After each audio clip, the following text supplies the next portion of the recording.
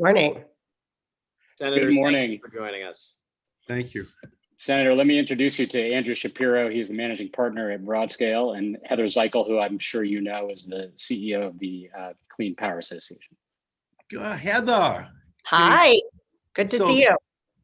Heather, if they have you, why am I on? You already know everything, Heather. Well, yeah, but my accent isn't as great as yours. So I think that's the reason. we have this kind of, I never heard my accent or accent until I was on the floor. I was elected to Congress and I had never been to Washington before. And I'm standing on the floor to be sworn in and all these funny accents are around me. And I didn't realize I had one too, because every region is represented on the floor simultaneously. So Wait, the first time you came to Washington was when you got sworn in? yeah, I had never been to Washington It's an before. amazing story. That was my Mr. Smith Goes to Washington. I raised Wow. I raised $30,000. I ran for Congress. I won. Today, you got to put like 5 more zeros after what I raised Yep. to run. But I ran the first TV commercial up here. No one had run TV before. So I was kind of making the breakthrough in terms of using modern media. Yeah. And you've been seeing the future ever since. I'm sorry, Jonah. Let me just jump in because we have about 100 people joining, and I want to do Great. formal introductions. They're probably enjoying. This is like the old version of the green room, right, where we were in the back chatting before going on. But now the green room is exposed to everybody. So welcome everybody. Oh, great. I'm Andrew Shapiro from Broadscale Group. We're really delighted to have this outstanding group of folks to talk with us today about infrastructure and cybersecurity and climate policy. And I'm going to introduce everyone here in a moment. Let me start by thanking our partners at Our Energy Policy. As many of you know, Our Energy Policy, OEP, is a leading nonpartisan nonprofit research organization which convenes dialogues like this with folks across the political spectrum to talk about the most timely issues related to energy and energy policy. And we're grateful for the OEP team for promoting this event to its network and bringing in all the leading stakeholders that they're bringing into the conversation. Next, I want to introduce Jonah Seiger. Jonah is an advisor at Broadscale. Jonah is a longtime friend and also a longtime veteran, digital agency executive and public affairs professional. He's built 2 outstanding agencies over the course of 25 years as he's worked at the cutting edge of American politics and internet and technology. He's currently working as an independent consultant and advisor, including to us at Broadscale, as well as an angel investor. And we're really delighted to have Jonah with us. And Jonah will be leading the dialogue with Senator Markey to start. And then our good friend, Heather Zichal, who many of you know. Heather's been an advisor in the past to Broadscale and is now the Chief Executive Officer of the American Clean Power Association, which is the trade group that represents solar, storage, wind, and transmission companies here in the US. She brings tremendous experience in energy policy, both from the public sector and the private sector. She led the Blue Prosperity Coalition. She led corporate engagement for the Nature Conservancy. She's well known to many of you as the former Deputy Assistant to the President for Energy and Climate Change during the Obama administration. And we're just delighted to have you with us, Heather. Thank you for being here as well. And Senator Ed Markey, we're just tremendously excited to have you with us. You've been a leader on energy and climate policy and environmental issues throughout your period in Congress and as a senator. And I'm going to allow our friend Jonah Seiger to more formally introduce you and to get things kicked off. I will also say to folks, if you have questions, feel free to put them in the chat. We will do the facilitation and moderation of those in due course. And now, Jonah, I'm going to turn it over to you.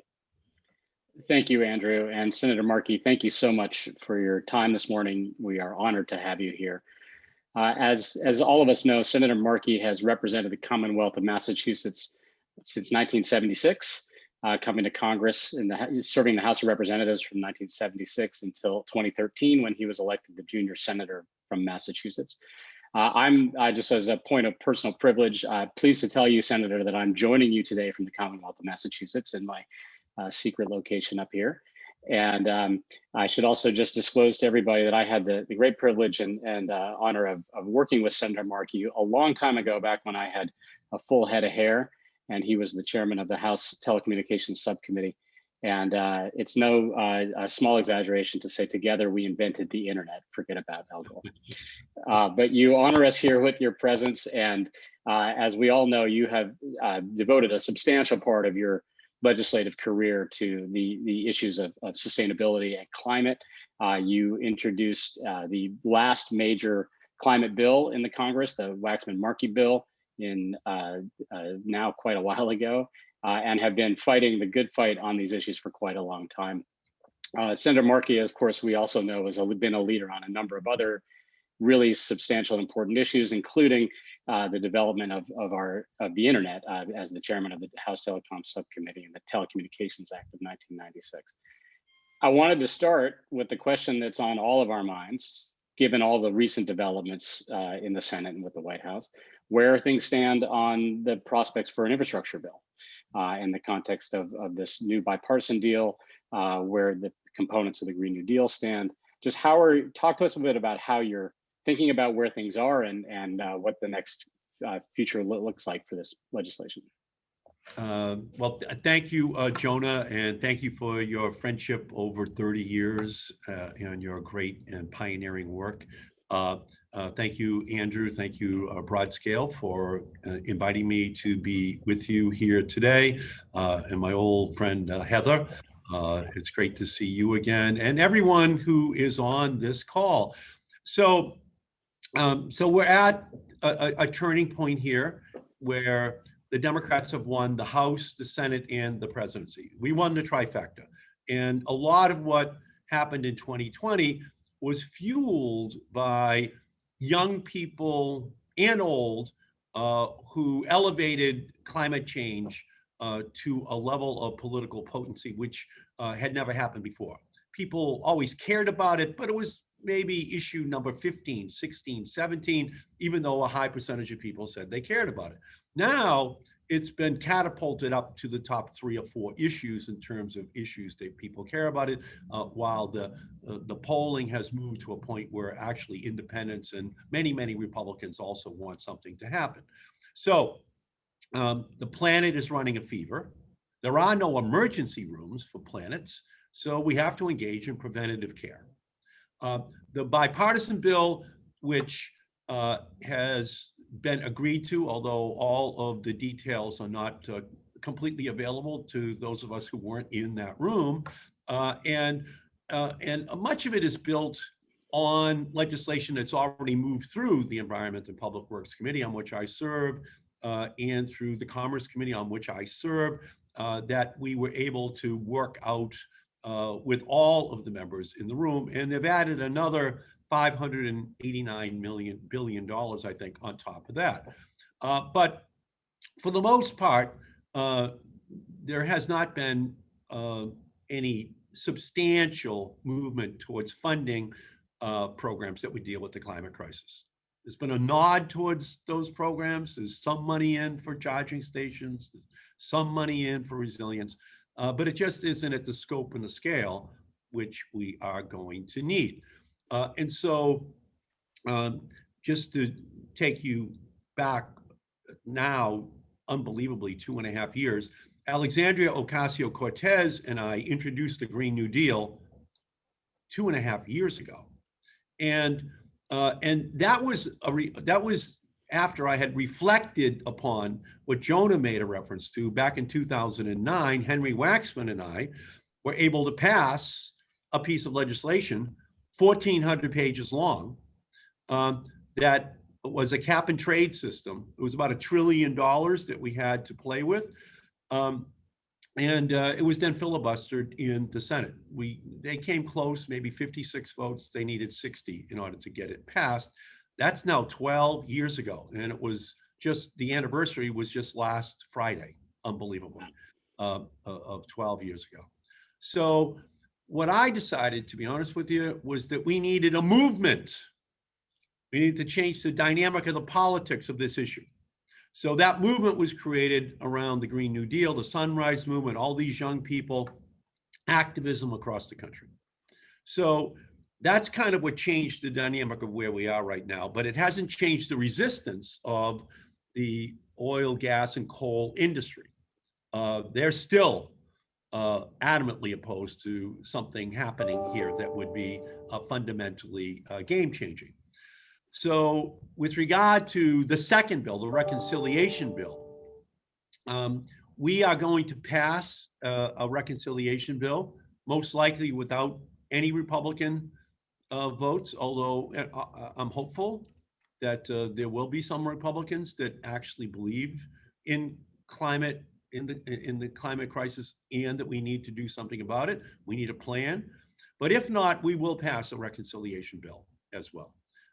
And we will work amongst ourselves, Democrats included, Joe Manchin, to try to find a formula which will work so that it can be something that matches the scope and the scale of the problem. And both of those bills will be moving. You've been hearing all this over the last week on parallel tracks, but it's not new. We've been saying the same thing now for 2 months. And I put out something that just said no climate, no deal about 3 or 4 weeks ago, just to kind of make it very clear to everyone that we are going to have both bills. It's not that I oppose, although I don't know what's in it, in all of its detail, the bipartisan bill, but because I support roads, I support bridges, I support broadband, I support all those things. They've already come out of the committees on which I serve on a bipartisan basis. And now this group has plussed it up a little bit, but not to the scale which is necessary. So we're going to have that battle in July. Both the Speaker and the Senate Majority Leader, Chuck Schumer, have made it clear that we're going to have votes on these issues in July. From my perspective, reflecting back on 2009, and I am the expert on 2009 because all of the political capital that could have been spent on that climate bill was spent instead on the Affordable Care Act, understandably, on the bailout of Wall Street, understandably. We had to keep the financial system going, but by the time we reached the end of 2009 into 2010, the political capital had been spent. So I know the time is of the essence. We have to move quickly, which is why I believe we should not leave for the August break until we've finished what we're going to be doing in the House and Senate, because otherwise we're going to wind up with a climate crisis and a legislative crisis this fall, because the politics of 2022 will quickly interject itself into the political process. I saw that happen in 2009. I'm like a Cassandra warning that we don't want to repeat history. So that's what I've been recommending, and it is in essence what Speaker Pelosi and Leader Schumer have said they intend their plan to be. The politics of this are obviously very fluid and a little bit messy, but it seems that you're quite optimistic about the ultimate outcome here, that there is both a bipartisan and reconciliation process, and that a lot of the ambition that's been laid on the table can be achieved. What would you describe as your main priorities as you look to the next couple of weeks of legislating that you really plan to fight for and push for hard? Well, I would say that we have to have action in each and every area of our economy. Yeah, I have legislation that has already passed the House once, and the votes are over there to once again pass a climate bank, which would be somewhere between the Biden administration, to their credit, put in $27 billion for a climate bank. Debbie Dingell and Chris Van Hollen and I have asked for upwards of $100 billion, which we believe can leverage $6 to $7 in private sector money for each dollar which is spent. That's what the experts are telling us. But at a minimum, I think it'll be 27 billion. We're going to try hard to make sure it's a larger amount than that. And then that funding can be used for private and public sector investment, super low interest loans, and then ensuring that that money is then recycled and back into the economy. And I feel very good about our ability to be able to figure out some formulation of that can pass parliamentary muster. The same thing is true for a civilian climate corps, which several members on our side. I have a bill with Alexandria Ocasio-Cortez, but Senator Wyden has a bill. So doesn't Senator Coons and Senator Casey. So we're all working together to try to find a way of creating a civilian climate corps that will kind of replicate what happened in the 1930s, but focusing on climate and environmental related issues, and to find a way of attaching it to AmeriCorps, so that we have this group of young people who can be employed, use the opportunity to qualify then for funding to go to college, to pay off their student loans, but to put them out and into the economy and working. But stepping back just beyond my own, individual projects that I'm working on, we're going to need across the board tax breaks for wind and solar, all electric vehicles, storage technologies, transmission systems. Senator Wyden has a bill that repeals all of the existing fossil fuel tax breaks and just has a common across the board clean energy tax break that all of these technologies will be able to qualify for. We think after 100 years of tax breaks for oil, gas, and coal, that those industries are not in a good position to call us socialists, since we're modeling what we want to do on what they've gotten for the last 100 years. And we feel if we can get those on the books, and again, we are going to make that a very high priority as well. And I would say, in addition, Jonah, in the administration, they're already moving forward on a new rulemaking on clean cars, on fuel economy standards, on power plant regulations, to kind of trying to figure out what to do post-Trump in terms of a regulatory scheme which they can put in place for the vehicle sector and for the utility sector.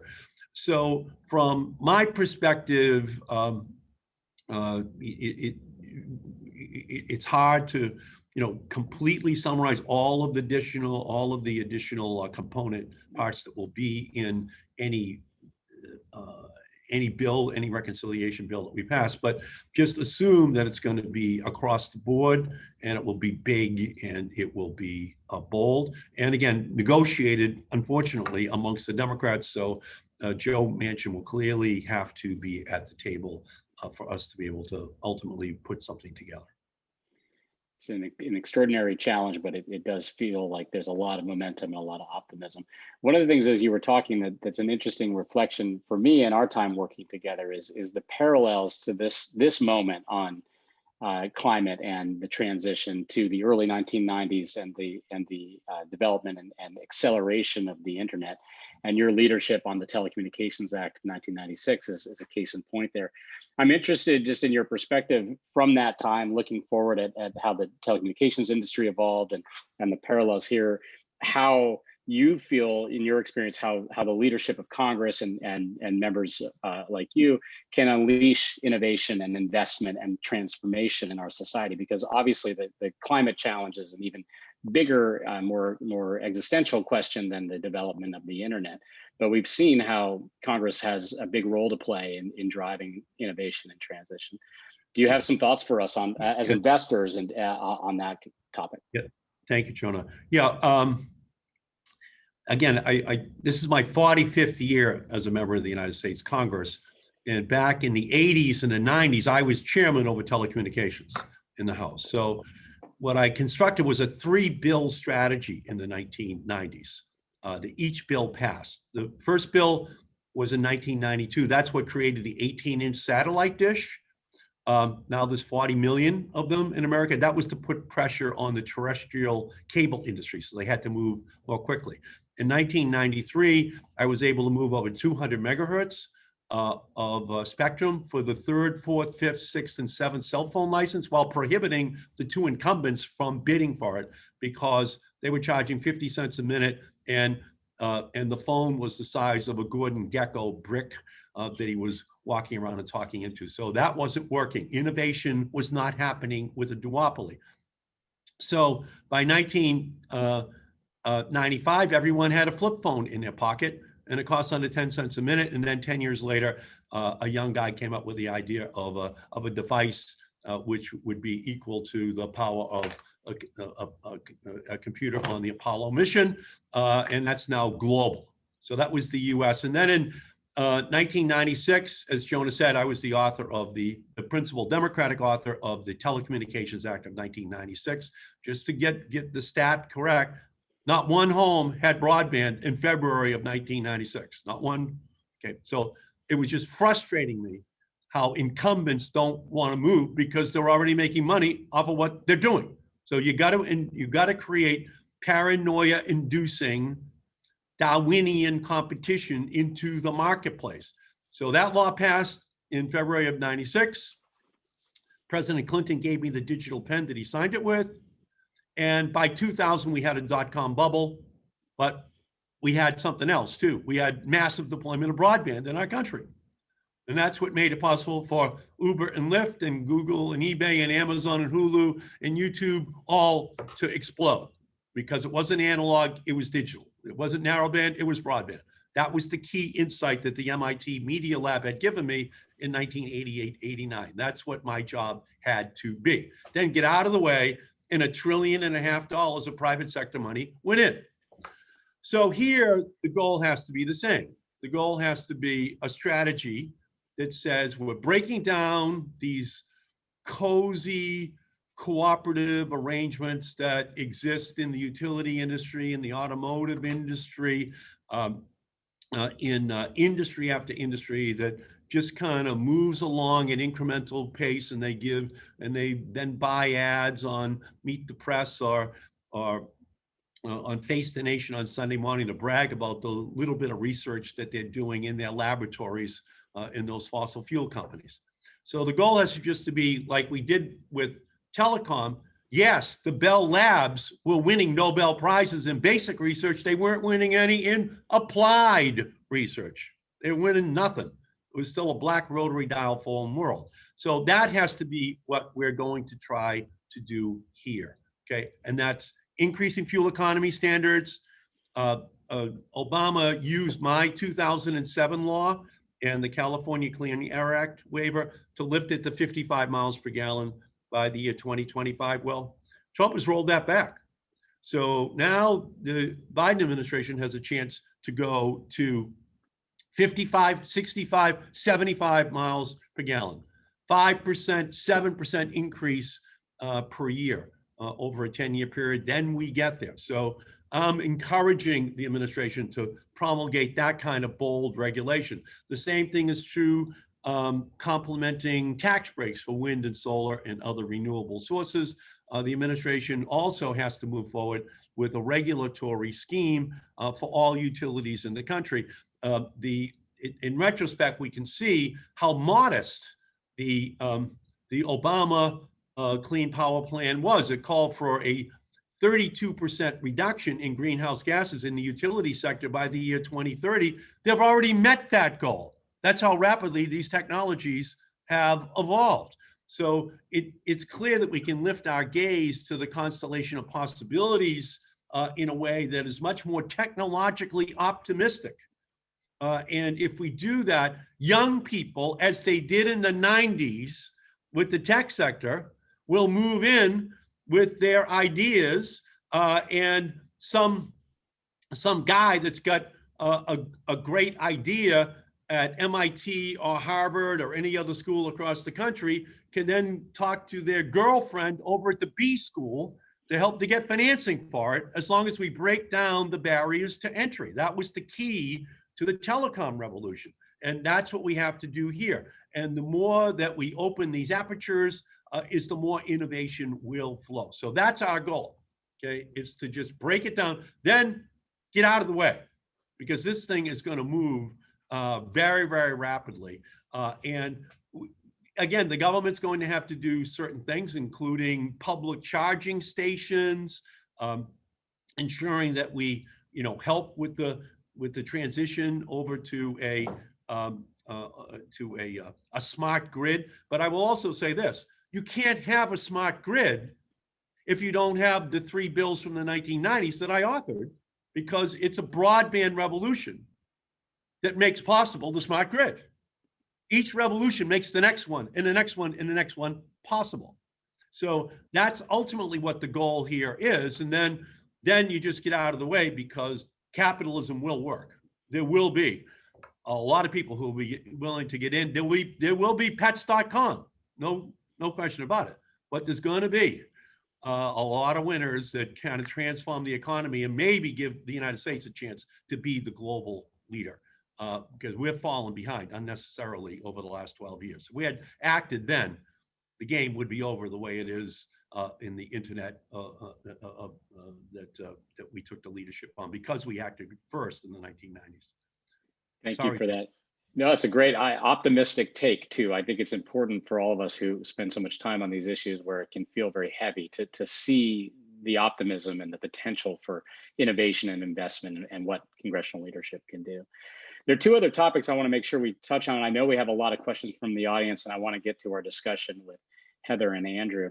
I wanted to briefly touch on the transition to the electrification of our public transit infrastructure. I know this is an important part of our decarbonization, our nation's decarbonization objectives, and is necessary in order to meet our goals under the Paris Climate Agreement. You have taken leadership on expanding electrification of public transit and some other related legislation. I'd love to just take a minute, because this is an issue that's of great interest to a number of our members, to talk about where you see the opportunities and the prospects for public transit electrification in infrastructure and beyond. Yeah, so what I was able to do in the 1996 Telecommunications Act was I created a program called the E-rate, the education rate. So that's now a $54 billion program. That's what pays in South Central LA or Harlem or Roxbury. That's what pays 90% of the bills to have a computer on the desk of a kid in a public school in a poor area in our country. If the faster you speed up the pace of technological changes, the faster you have to speed up the access to the educational tools needed, so that young people in our country can catch up. So I'm very proud of that program. And in fact, I've just been able to add $7 billion so the kids get it at home. Mostly Black, brown, immigrant kids, they did not have it at home, and you don't want them to be losing their educational opportunities. Well, the same thing is true here in terms of the public sector. We can use that as a way to ensure that public transportation, the funding we're going to be putting into rail has an electrification aspect to it. It has a public funding component, which is going to help to telescope the time frame that it takes in order to accomplish that goal. And in many ways, it then sets the framework for showing how the private sector individuals can also plug into this dynamic. So to the extent to which Joe Biden is calling for 500,000 charging stations, and by the way, let me just say, that's just public charging stations. So up here, National Grid and Eversource in Massachusetts, they're going to be putting out themselves, tens of thousands of charging stations. And that's on top of course, every person that buys an all-electric vehicle will have their own charging capacity at home or at work. So just to understand that that's a complementary aspect of all this, but it helps to create this culture of change, which is necessary. When somebody in 1993 said to me, you won't even be using your home phone anymore once you get used to this, I'm going, oh, come on, that's not going to happen. My home phone is like part of me. And of course, it's true. Okay, and the same thing is going to be true with this all-electric revolution, whether it's trucks. And again, I have a bill called the Freezer Act, which is going to give subsidies to diesel fueled large vehicles that are largely, by the way, inside of poorer communities, environmental justice communities, to have the funding to transition over to all electric vehicles, which is what we're going to have to do, because that's where the pollution, these idling vehicles are mostly in the poorest parts of town, where those storage areas would be for the products that are transported. So I'm going to be working very hard to make sure that in that one area, because it can make a big difference if we have a funding stream that encourages the diesel larger trucks to be moved over, a 5 to 10 year period towards electric vehicles. So thank you, Jonah. Our society is going to be all electric by 2040. We're moving that way. When General Motors is saying that they're not going to make any more internal combustion engines by the year 2035, that was not on their scoreboard in 2020. This time last year, they were planning on saying that. But they know that if they want to be, I think China now says that every company that wants to sell vehicles in China by 2025, that 20% of the vehicles have to be electric. So for General Motors, for Ford, for others, it's a matter of necessity. In Europe, it's a much higher number by 2030. So what we have to do, though, is build in incentives. We have to build in some help for some parts of these industries so that they can make the transition. But if we do it, we're going to be helping them. And I'll tell you why. I'll finish up on this, Jonah. I was in Congress in 1979.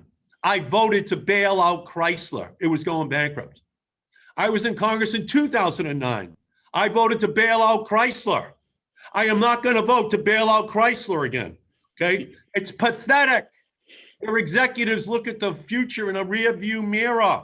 They're trying to hold on to a past that's already evaporating in front of their eyes if you look out globally.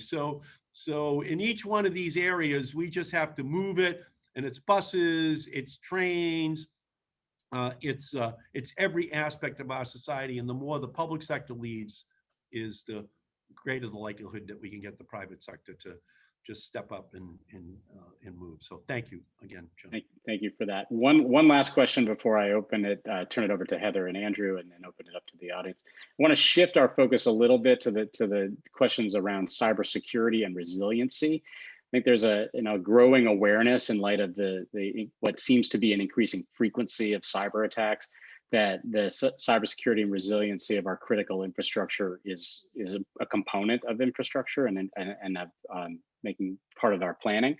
And we have had strains on our power grids in Texas this winter. We've had cyber attacks on our meat packing, even the ferry here to my secret location in the Commonwealth of Massachusetts. Right. You've taken a leadership on this issue. I know you have a bill that around the cybersecurity of Internet of Things. You've pushed the Biden administration in this direction. Talk to us a little bit about how you're thinking about resiliency and security, and what role Congress has in the context of the infrastructure. Okay, well, thank you, Jonah. Well, back in 1993, I had this friend, his name was Eric Schmidt, and he was like the chief scientist for a company called Sun. And he was my buddy. And so what I said to Eric was, I'll tell you what, Eric, I'm going to give you a half a day here in 1993 in the Telecommunications Committee. You can do whatever you want with that half a day with regard to cybersecurity.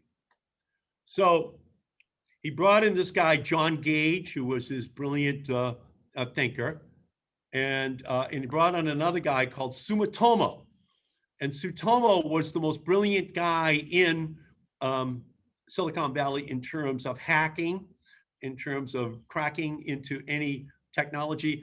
And he was the most brilliant guy out there. So I gave him immunity so that he could show how you could crack into every technology.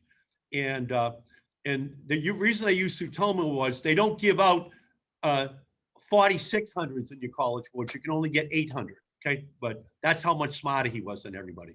So he showed in 1 minute how to crack into a flip phone. He flipped it over, took off the back, hit 2 dials, and then we started to listen to phone calls of members of the Congress in the radio building. Okay, I had to give him immunity. 1993. Then up on the wall, they showed how they could break into our South Pacific Fleet. Then they showed how they would break into the Pentagon. Up on the wall, I had to give them immunity. There were 3 FBI agents sitting behind them. They did not want me to do this in 1993. Then they showed how they would crack into the Kremlin. 1993, on the wall. There it is. Now, that's 93. You don't have to, it's 28 years later, and this is like a headline that this is going on, that this is possible, that your company can get hacked, that government agencies can get hacked. And we got members of Congress tutting on this. Oh, I can't believe this. But I lost the chairmanship in 1995. Gingrich won. And it was all going to be just private sector and keep your hands off, and somehow or other, a magical solution will evolve. So what we need to do is just realize, I asked my dentist once, should I floss? And he says, well, floss the teeth you want to save. Like, that's good advice, right? So that's how I see our public infrastructure, our private infrastructure. That's a good slogan, Senator. Floss the infrastructure you want to save. What do you want to say? Where do you want to put these mandates? Okay. And I have a bill, Jonah is pointing it out, where, because I've served on the telecommunications subcommittee and the environment committee for 45 years apiece. So there are no new issues. I'll just say that. Okay? That it's an Internet of Things bill, where kind of like the STAR system we have for efficiency, that would have one for the Internet of Things. And there could be just a voluntary rating. You'd have to check it for accuracy, but a voluntary rating that every product would have to have, it could have applied to it. And you could then market that to people in order to make sure that you knew that your privacy was being protected. It could not easily be hacked into. But we need some kind of public recognition of the need to have higher standards. And I'm kind of gratified because I've had this bill for 4 years, but Biden has now proposed a very similar thing, to be coming out of his administration. So we need to be definitely moving in a direction. And as the former president of a major company said to me when I asked him, why don't companies invest in the state-of-the-art cyber protections? And he's just said to me, because they're hoping to make it to retirement without having to explain to their boards of directors why they're spending this money. But it's just spy versus spy. It's just Mad Magazine. You have to keep, it never ends. It's a cost of doing business in the 21st century. And it's just these older CEOs just want to try to escape without the expenditure. But if you do, just hold your breath and hope that it's not your company or to give up your location, Jonah, or the Woods Hole Ferry in Martha's Vineyard doesn't get it, okay? So it's inevitable, and it's going to happen increasingly. So just another area where we just have to shore up our society. And I do feel a lot better about the Biden administration, because there are certain areas that absolutely require action by the government in one manner, shape, or form or another. And I'll just give you one final anecdote. In 2009, the FBI came to me. And they were very concerned about cyber attacks on the United States, especially our utility system. So I was able to pass a bill, bipartisan. Fred Upton is my minority chairman, my minority leader on the committee. It passed the House, and it was a mandate that the FERC had to upgrade the cybersecurity protections for all utilities in the United States. It went over to the Senate. And John Kyle from Arizona put a hold on it because of the Arizona utilities. And again, when we hear the headlines today about the vulnerability of our utilities, whether it be electricity or water or you name it, I already passed the bill. That's a 12-year ago bill too, but it got held up in the Senate. And John Kyle was representing himself as a pro-defense guy, but not if the utilities don't want to have to spend the money to be defended. And then just, again, hold your breath and hope it's not your utility. And we're more interconnected now than ever before because of the broadband revolution. So Jonah, if there are any questions, love to take them. I'd love to turn it over to Heather because I know she has a few, and then we can, Andrew, maybe we can have some time to grab some questions from the audience too. Absolutely. Great. Well, again, thank you for joining us, Senator, and for all of the great advocacy you do in Washington on behalf of clean power. It was really helpful to hear your thoughts about what both you as an individual senator and kind of the Democratic Party has prioritized as we think about that reconciliation package. And, you know, from my perspective, I'm very focused on where are we going to drive the deepest emissions reductions through these provisions and reconciliation. And to that end, you know, the tax, it was good to hear you mention as a priority the tax breaks, and the sort of, you know, the work that Wyden has done, because I think that's going to be crucial. But unless we also address some of the tax equity challenges in the financing of these projects, the mechanism that has really worked in the past is the direct pay. So, you know, we're helping developers make better use of their tax credits.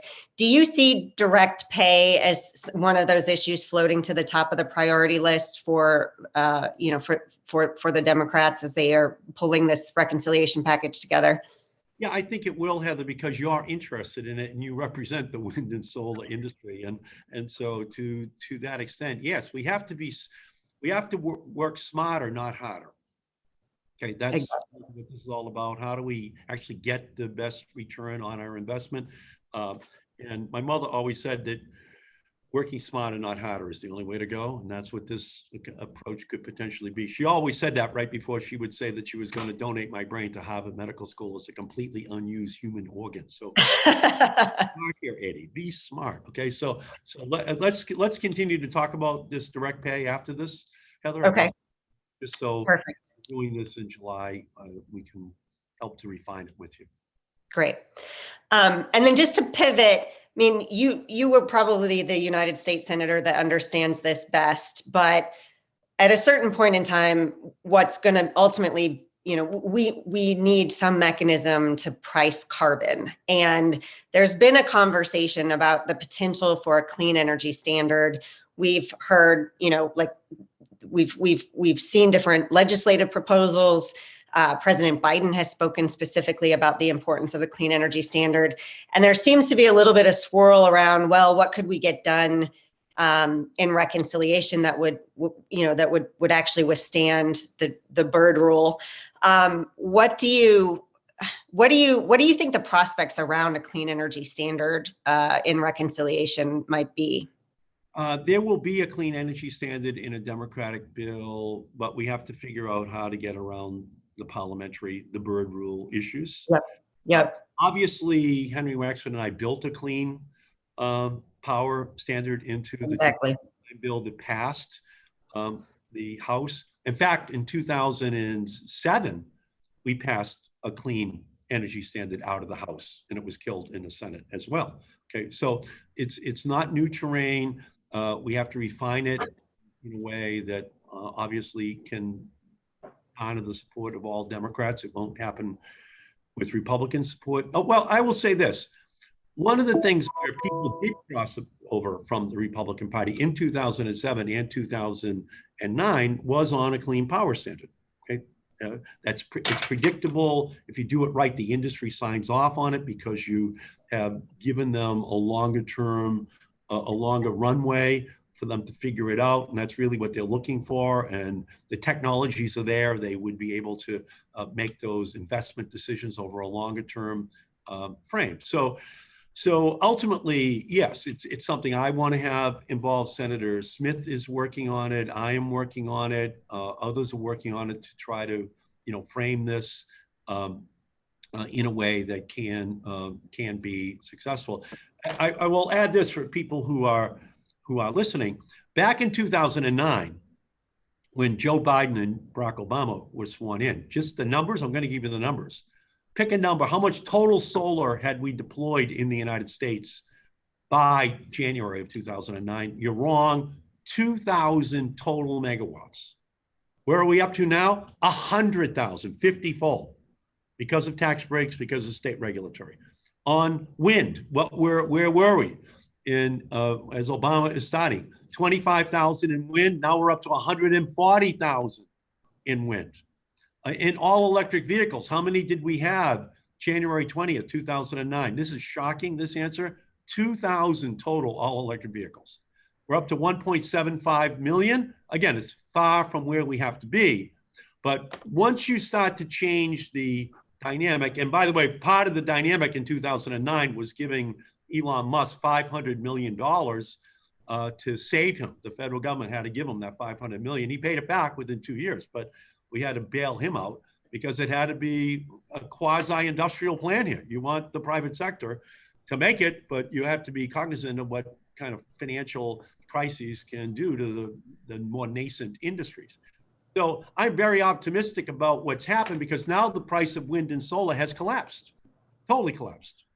And if you are sitting on the board of a utility and you proposing a new coal burning plant, et cetera, goodbye, Mr. Board Member, goodbye, Mr. Chairman of your CEO, of your company. It's just not going to happen. So it's some form of state regulation, federal taxes, and a federal clean energy standard that's going to make the difference. And I'll give the people on the call just, when people say, well, how do you make sure the system is reliable? Right now, 40% of all electricity in Iowa is wind, 40% in Iowa. And it's the #1 most reliable system of all 50 states, just so you get a combo. And we're nowhere near 40% for the whole country. But this whole idea that you can't create reliability with renewables, especially given the broadband revolution where you can manage this over a much wider area, not just one state, but multiple states, is just absolutely out of touch with how fast the technologies have changed. But we do need a clean energy standard. What the final formulation of it is will have to be done in conjunction with the parliamentarian, Heather, but we're going to work hard to build some national standard in. Senator, if I could build on that for a moment, there was a question here from Jacob Warrenklein, who's on the board of our energy policy, about pricing carbon generally. Do you think that there are other mechanisms besides a clean energy standard? Obviously, you worked hard on cap and trade way back.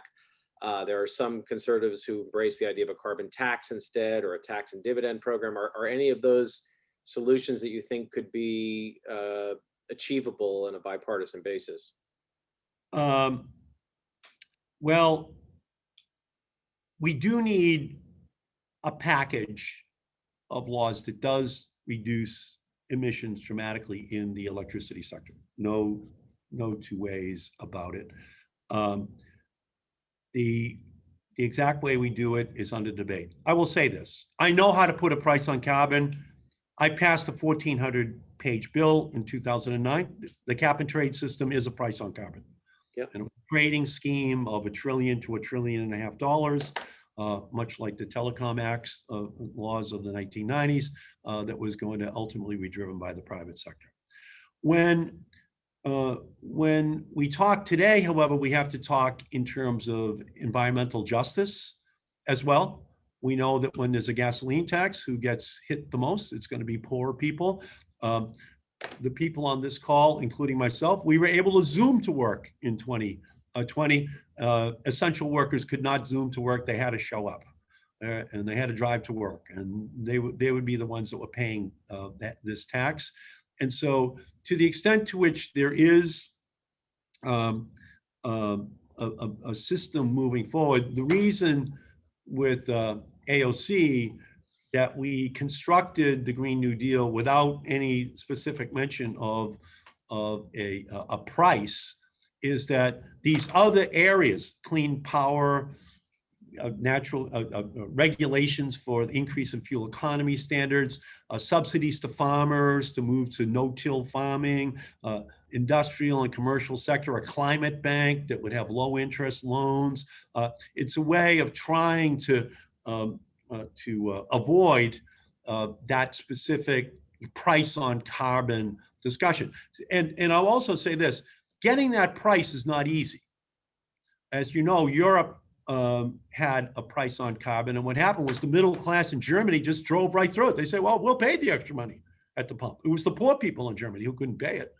The higher you put it, and so where do you put it, and then do you have to return to determine what is a better price? And Congress does not have an appetite for voting on what the price of gasoline or natural gas or you name it is every single year. That's just not going to happen. So to the extent to which we have longer term predictable tax breaks and regulatory policies that are out there, and my belief is that by the time we reach 2030, all of the kind of prospects for all of the assumptions people make today as to what can happen over a 10-year period of time and technological change are going to be in a basket. So a price on carbon, I did it, and I obviously believed in it at the time. And if the Senate had passed it, the revolution would pretty much be over by now, because all of those changes technologically would have been driven by now. But moving forward, I think that these other approaches are better. And by the way, we have to be aware of what happened in France when they raised the price. For example, on gasoline, it created the yellow vest movement in France. And my mother always said, try to learn as many things vicariously as you can, Eddie. It's prettier that way. So a lot of these things that I'm talking about right now reflect kind of the political realities as well around these issues.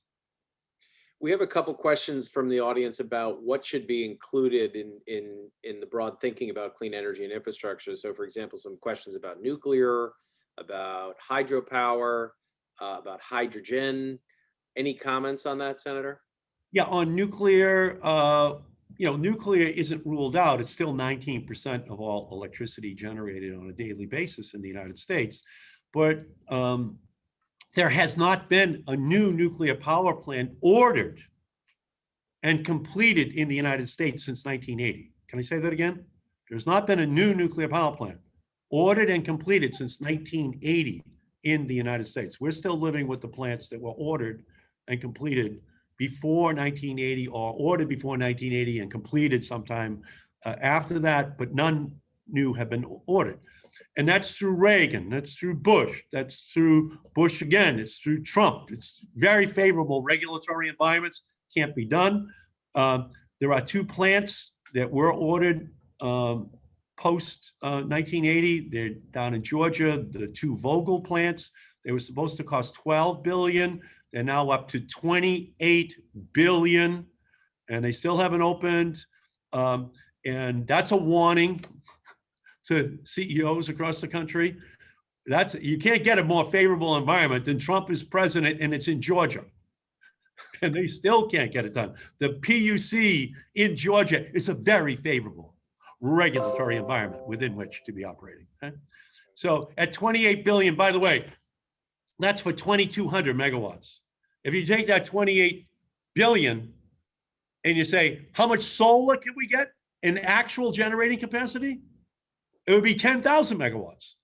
Which way are you going, Mr. CEO of a utility across the country? No? Why would you go into a morass that is Adam Smith would be spinning in his grave so rapidly that he would qualify for an energy subsidy under our tax proposal? Okay, it'd be so wildly, disappointed in the free market system. Of course, it would not be. So I don't see nuclear. I see perhaps a few plants can be built. Perhaps some of these mini nukes might be deployable, but again, they're going to have regulatory problems. You're going to have siting issues. But you heard the numbers that I just gave you on wind and solar. we could have upwards, by the way, we could have upwards of 30, 40,000 megawatts of solar every year. Heather, could you give me an idea here, Heather, just so I want people to hear it. In the year 2030, what would you expect to be the number of new megawatts of solar installed just in the year 2030 alone? Ooh, putting me on the spot. Well, listen, I think that gets back to your point about when in 2009, when Obama came into office and we were trying to think about a stretch goal my job was to think about what's a stretch goal for clean power that is defensible. And I was terrified to even contemplate doing anything in double digits at that point in time. By 2030 today, I have every degree of confidence that through the policies you're talking about in reconciliation, we will have a majority renewables grid pass from 2030 beyond. And that's because of, the important work that's happening at the state level and at the federal level as well. So what one source told me, I won't tell you who it was, but one source told me that if we put these tax breaks on, that it will be 50 to 60,000 new megawatts in 2030 added in that 1 year. Again, understand Vogtle plants are 2,200 megawatts between the two of them, 28 billion. So just to give you an idea of what happens if we get this framework structured. So from my perspective, if you're in the nuclear business, going to be tough. For carbon capture and sequestration, in the Waxman-Markey bill, we put in $200 billion, $200 billion for carbon capture and sequestration in order to accommodate Rick Boucher, principally from Southern Virginia, but also looking at the senators, we were trying to anticipate it. But Peabody Coal, Arch Coal, and Alpha Coal killed it. They killed it. Do they wish they had back that $200 billion? All three of those companies went bankrupt. Okay, we were trying to help them. We were trying to technologically anticipate what was going to be needed if they were going to be able to continue. Will it be $200 billion now? Probably not. Huh? That was a one-time offer, in good faith that Henry Waxman and I made to them.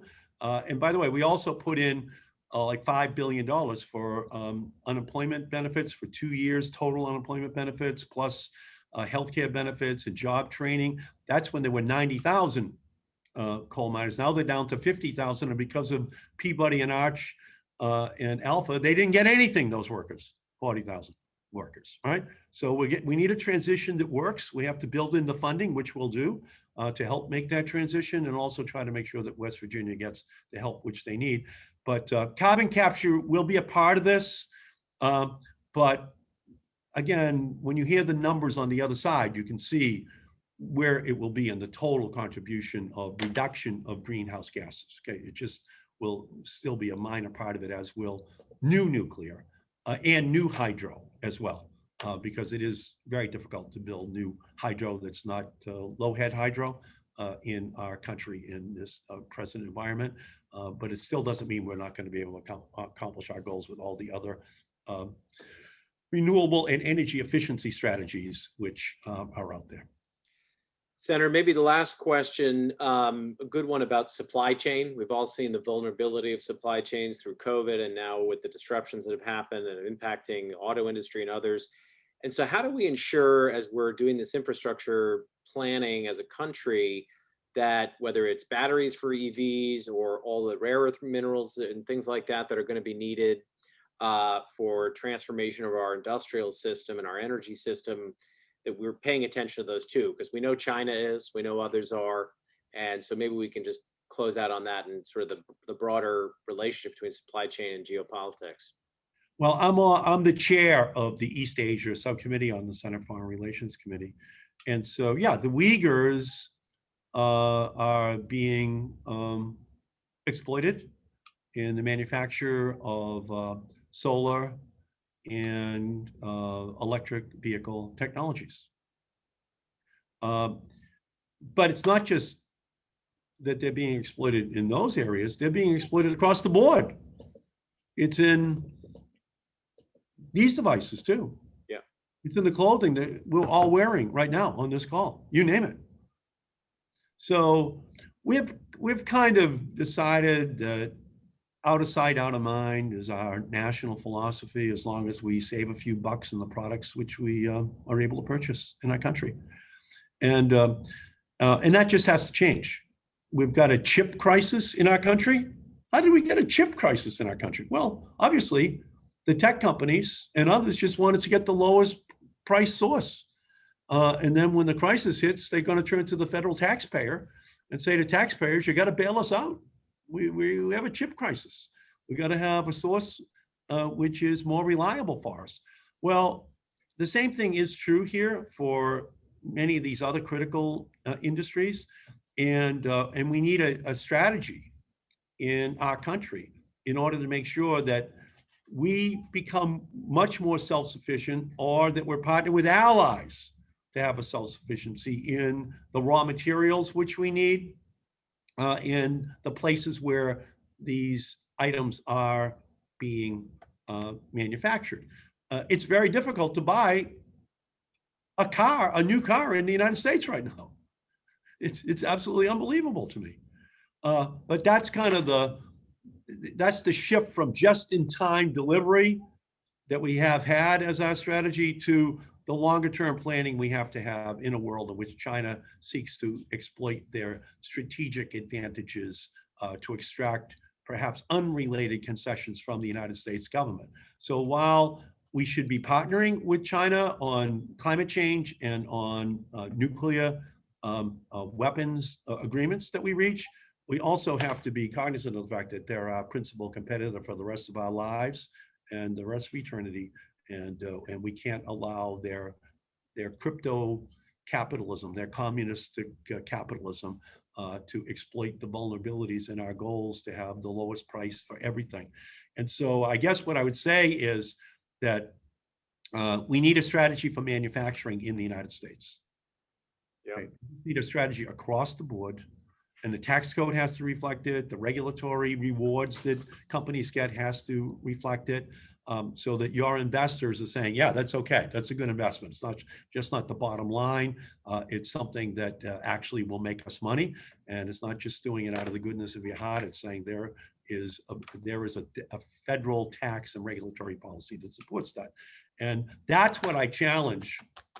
I challenged Ted Cruz last week in our committee as he was talking about solar panels and electric vehicles from Xinjiang, that we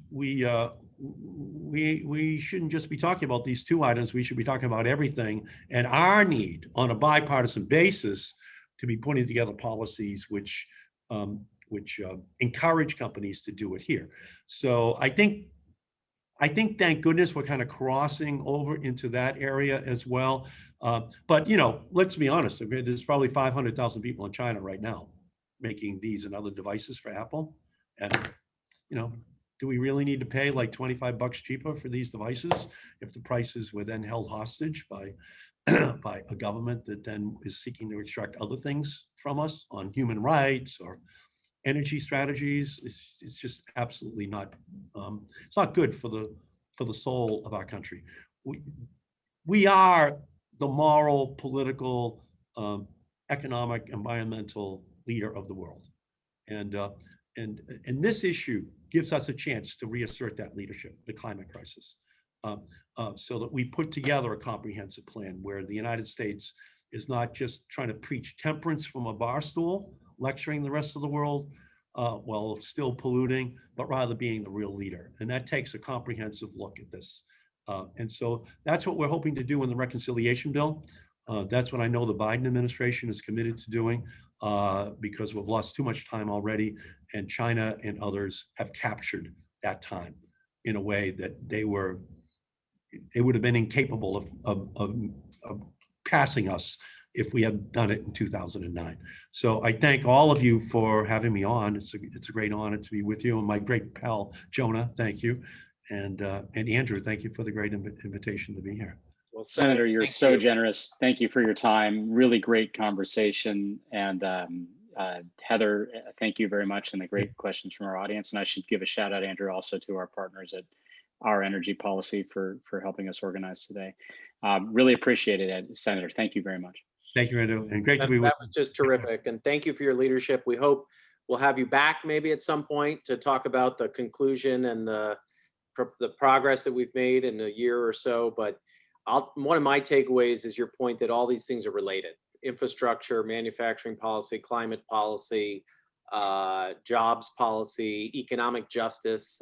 We didn't get enough into that, but we thank you for your perspective and leadership on this. And I thank again OEP, Jonah Seiger, our advisor, for organizing the session, Heather Zichal, our good friend and always brilliant contributor to our dialogues. Thank you. I will also remind folks that in just 24 minutes at 12:30 Eastern, we have another terrific session on the state of the energy transition with Andy Karsner, the newly elected activist board member of Exxon, Chad Holliday, who just stepped down as the board of Shell, chairman of the board of Shell, and Amy Myers-Jaffe, who runs the Climate Policy Lab at Tufts University. So we're looking forward to that session. And if you haven't yet registered for that, you can do so on our homepage at broadscale.com. But with that, we're going to close out. Thank you again, everybody. And Senator, special thanks to you again. Okay, I'll see you the week that Joe Biden is signing this bill. I'll come back and visit with you again. Fantastic. Excellent. Thank you, everybody. Thanks. Thank you.